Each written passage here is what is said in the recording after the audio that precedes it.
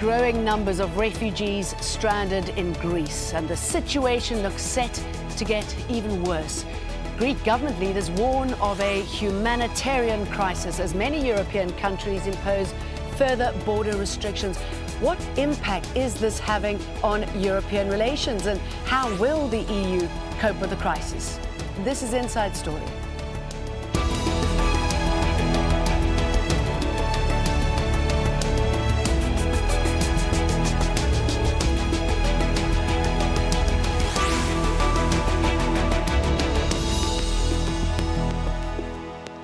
Hello, welcome to the programme. I'm Jane Dutton. More than 100,000 refugees and migrants have arrived in Greece in the first 2 months of this year. That's almost 2,000 a day. Many are hoping to travel further across Europe and struggling to make that dream a reality. Now their journeys become even more difficult. Macedonia, Serbia, Croatia and Slovenia have all announced they'll accept fewer than 600 migrants and refugees a day. Austria will take only 80 asylum seekers daily. So the burden on Greece weighs more than ever before. Thousands are camped in the Greek town of Indomeni on the border with Macedonia. They are just a fraction of the 20,000 migrants and refugees in Greece right now. The growing humanitarian crisis complicates an already fragile economic situation, as many Greeks struggle with years of austerity. Austria's refusal to accept more refugees is damaging relations with Greek government leaders. The Prime Minister, Alexis Tsipras, is again calling on the European Union to help alleviate some of the pressures on Greece. I find it inconceivable that today countries which have not admitted a single refugee feel it is acceptable to point their finger at countries like Greece. We must move forward with a binding, by all and for all, agreement on the mandatory and proportional distribution of the responsibility and management of the refugee flows in all the member states of the European Union.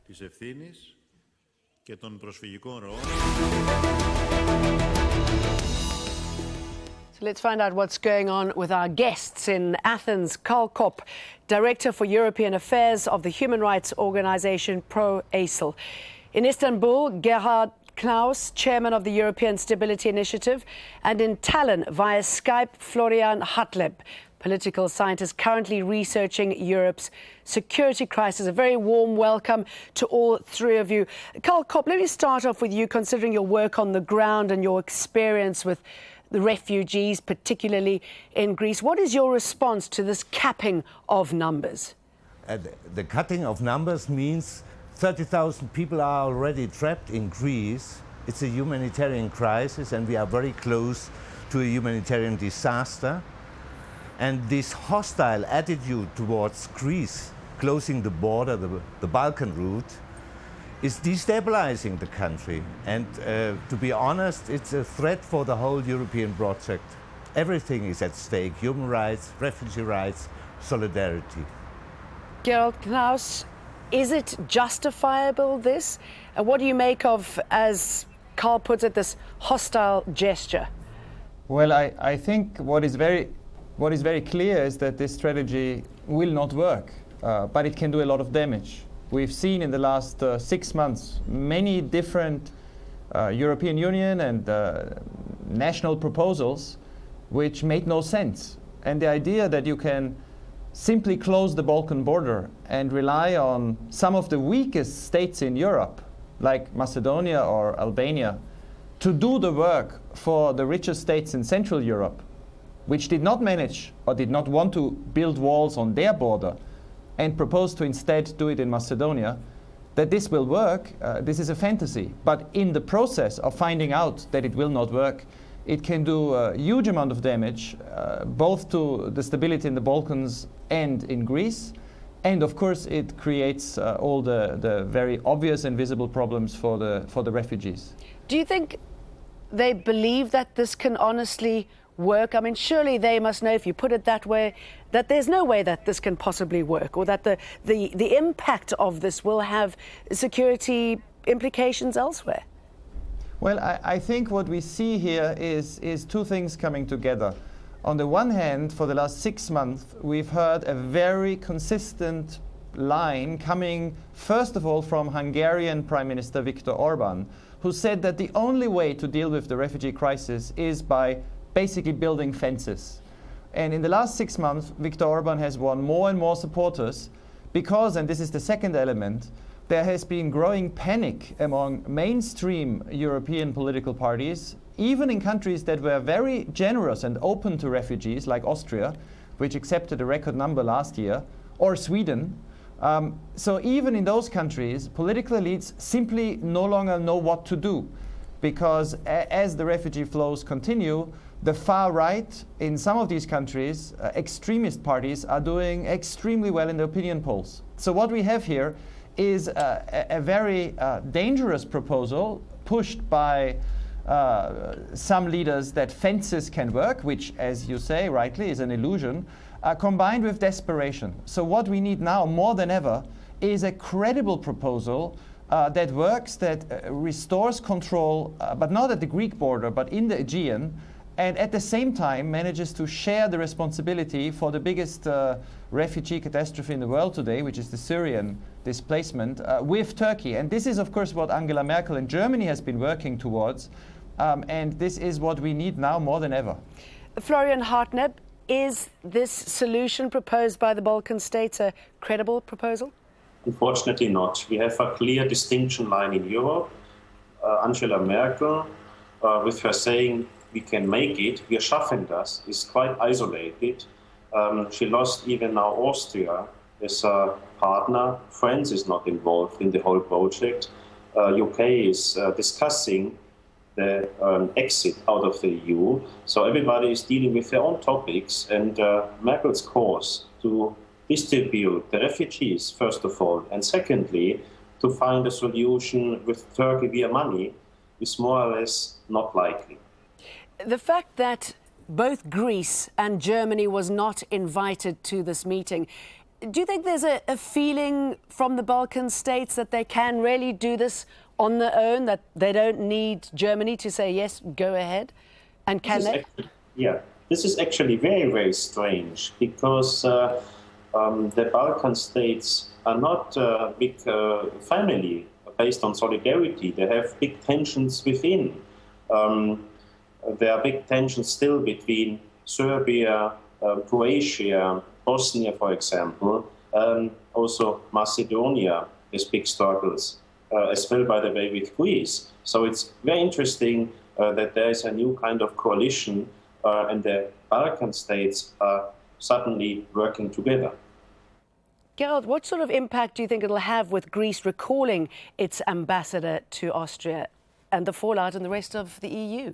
Well, I mean, let's make very clear, I'm sure this current proposal, once it is being implemented as we see now, will create such tensions that I think it will break down very, very soon. But what we destroy in the process is very much needed trust, which is already at low levels, between Athens and the rest of Europe. Because if we want to see a solution that actually works, we need Greece and Turkey as partners.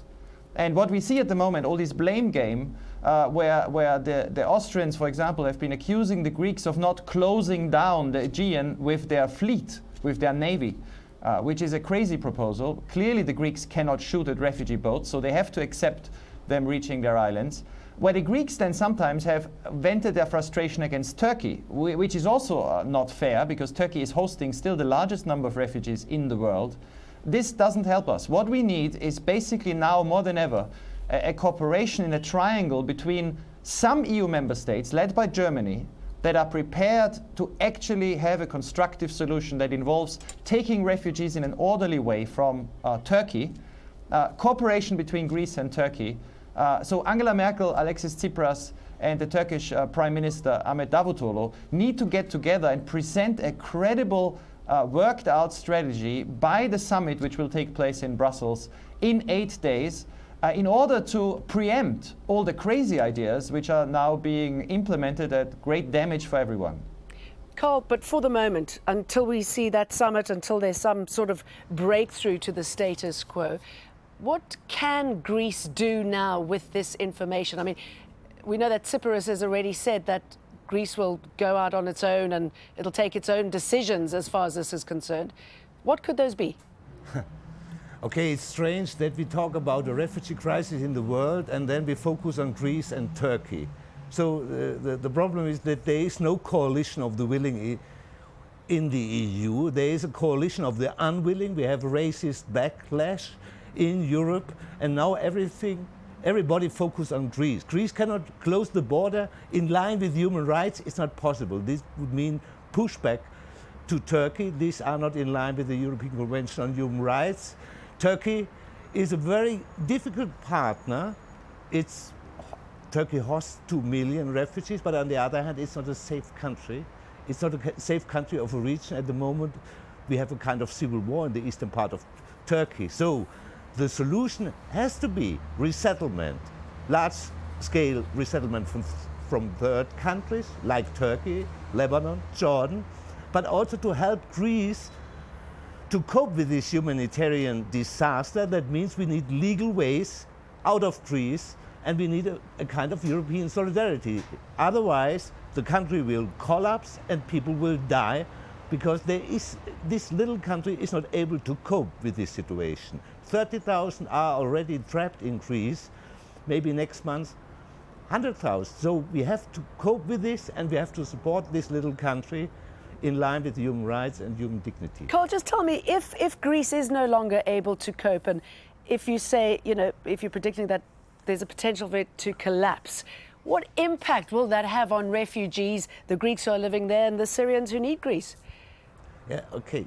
These refugees are European refugees. These are not the Greek refugees. The separated kids 10,000 arrive in Greece are our kids, and we have to protect them. So show solidarity with Greece and avoid this humanitarian disaster. And the only way is, let's say, this positive coalition of the willing to transfer, relocate them to other European countries.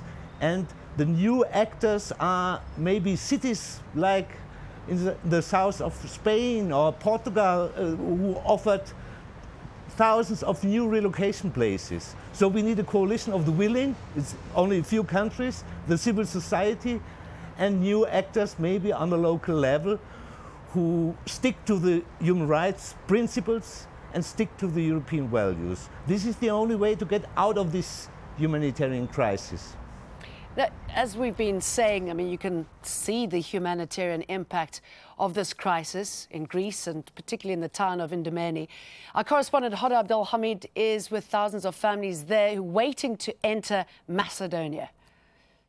There are about 7,000 refugees now on the Greek side of the border with Macedonia. The vast majority are Syrians. There are also some Iraqis, but the Afghans have been evacuated a few days ago, and at the moment they're not here because they know that no matter what, they will not be able to go through. Now, you can probably hear this in the back. They have been chanting throughout the morning, asking for the borders to be open, calling on German Chancellor Angela Merkel to do something, and also asking where are the human rights European nations talk about all the time. Over the last 24 hours, there's been just a trickle of Syrians, 300 of them, that made their way to Macedonia and continued to Serbia. Now, if you look at the larger picture here in Greece, there are thousands more stranded in Athens, and then you have those who are on the islands. The Greek authorities are trying to evacuate the islands, not to have that compression that we saw over the summer months. So they have been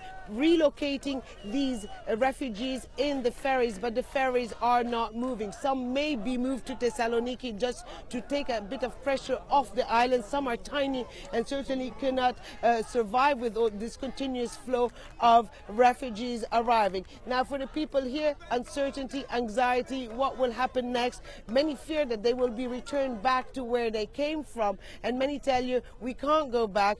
Some tell you we have nothing to go back to, and others tell you we have no more money. We banked everything, our future, the future of our children, on this very difficult journey towards Western Europe. Florian, you look at those devastating pictures, the numbers of refugees, the women and the children, and you wonder how it's going to be resolved when you have something like the approach made to Turkey to try and stop it at its borders failing. What can be done to resurrect some sort of solution there, or was the look in that direction just the wrong way? We are looking in the direction in the wrong way. What was already mentioned before, since autumn we are discussing to get a European solution for the refugee crisis. We don't get it. It's not very likely to get it because also the refugees, they don't want to go to Estonia, to Slovenia, or to Hungary, as the controversial Hungarian Prime Minister Viktor Orban said on himself. They want to come to Germany or to Sweden. And this is why actually Germany is calculating again with getting at least every year 500,000 refugees. There will be more. And the refugee crisis is mainly a German crisis, due also to the motivation from the refugees themselves. And the other thing is also what is kind of schizophrenic, that we are dealing now, as was mentioned before, with poor countries and even with countries outside the EU, such as Macedonia, and we don't have a strategy how to help Greece and generally how to solve the issue together. But it's pretty hard, isn't it, for countries to take the lead here when they look at what's happening in Germany, the backlash against refugees, the backlash against Angela Merkel. I mean, people are questioning her grip on power. That doesn't help, does it? It doesn't help because we have the radicalization all over Europe. Also in Germany, we have a much growing number of crimes from right-wing extremists towards refugees, very nasty pictures from Eastern Germany, especially from Saxony. And we have this rise of radical right-wing political parties. Doesn't matter where. I can start from the Netherlands, from France, can go to Poland, Hungary. And this is the new landscape of Europe. And this is the way of a renationalization of Europe, which basically we don't want. We are still fighting for a deeper economic union. We still have to deal with the security problems, to deal with Putin, with Russia. Putin himself is doing his own strategy in Syria. Last night there were new occasions in Syria, so it's very likely that this peace agreement doesn't work out. And we need a stronger Europe in terms of security. We need a European army. We have still 24 different armies in Europe. And this is also that we have actually a security crisis in whole Europe. And Gerhard, the fact that these states want to punish Greece, how will that work? Well, we have so many illusions in this debate. I mean, to begin with, if you would kick Greece out of Schengen, absolutely nothing would change in terms of the refugee flow. Remember, the refugees cross many non-Schengen borders. I mean, there is no Schengen border between Greece and Macedonia, Macedonia and Serbia and Croatia. What we need is finally, after 5 months of debates about fake solutions and illusions, a focus on what could actually work. I mean, I think we need to be very clear. Greece cannot control the Aegean border by itself. Second, if we want resettlement, and we've been pushing, ESI has been pushing for this for 6 months now, voluntary resettlement from Turkey, we will not get them in Germany or anywhere in Europe unless this is combined with controlling the flow in the Aegean.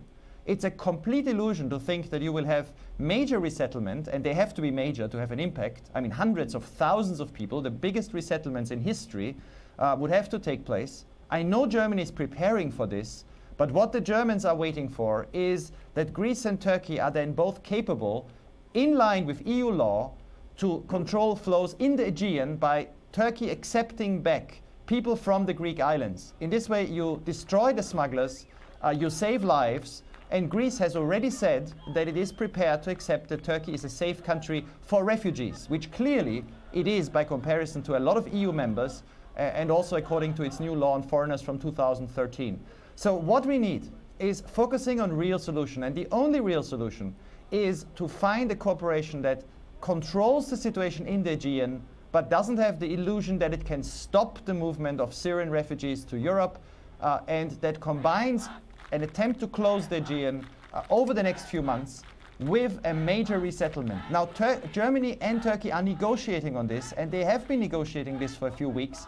And if need be, Germany and a very small number of countries, because they recognize this is the only way forward, are prepared to even go ahead with a small group. And I know that the Dutch EU presidency is also working on this. I was just in Ankara yesterday. I'm going on to Greece in a few days, and I'm in touch with Germany all the time, with people in Berlin. They are all working on this. It is only been made more difficult by the irresponsible actions that we have now seen leading to the current catastrophe and tensions all through the Balkans and in Greece. But there's no alternative. Let me bring Karl in here. Karl, you were shaking your head there. What are your thoughts on that? Okay, this is not a security crisis, it's a political crisis. There is a lack of political will in Europe. And concerning we appreciate what Turkey has done concerning refugee reception, yeah, but to qualify Turkey as a safe country, a safe third country and a safe country of origin, both aspects, this is wrong. We will face maybe a refugee flow from Turkey. Turkish or Kurdish citizens, yeah, will come to Europe if we have this escalation of violence in Turkey. So be careful. Concerning the EU law, based on EU law, it's not in line to push refugee boats back from Greek territorial waters or send them back from Greek islands. It's not in line with EU law. Period. Of course not. This is a dream. Of course not. But it's not a reality. Excuse me. Yeah, may I just? Yes. Of course you cannot push refugees back, but the notion of a safe third country is embedded both in Greek and EU legislation. So the debate we should have, nobody proposes to push back boats. Everybody has the right to be rescued or to reach the Greek islands. But what we need to do is have a process whereby people have a chance to immediately apply for asylum in Greece. And given that Turkey, and I think one can very strongly argue that the country with the largest number of refugees in the world, which is treating them better than Bulgaria or Hungary or Greece or many EU member states, is safe for refugees. Yes, yeah, you are right. Yes, but for okay, Greece... Karl, I'm just going to put the final question, to Karl here from a humanitarian point of view. I mean, how do refugees feel knowing that they are this political ball that's been kicked to and fro by politicians and countries that don't want them? Okay, at the moment we have a situation that they are now forced back in the hand of the smuggling industry. There is no legal way out. They struggle to survive in Greece. There is a little bit emergency measures, UNHCR and the Greek government to offer shelter. So everything is possible during the next days. And to cope with this crisis, we need a kind of, we need a common registration. We need dignified reception conditions in Greece. We have to support the country to deliver this. And then we need legal ways out of Greece. They will not stay in Greece. It's a transit country, and everybody knows this. So we have to find a European solution. And there will not be a showdown at the beginning of March. Be honest. Yeah? The refugee crisis is going on, and we have to cope with this. And 28 countries in Europe should be able to receive 2 million refugees, for example. Where is the problem? We face, Lebanon hosts 1.5 million of refugees. Why we are not able to deliver together a common solution? Okay, Karl Kopp, we're going to have to leave it there. You saying the final bit about what's been called Europe's shame. Thank you very much, Karl Kopp, Gerald Knaus and Florian Hartleben. Thank you very much for watching Inside Story. You can see the programme again anytime by visiting our website, aljazeera.com. For further discussion, go to our Facebook page. That's facebook.com/AJ Inside Story. You can also join the conversation on Twitter. Our handle is @AJ Inside Story. For me, Jane Dutton, the rest of the team, bye for now.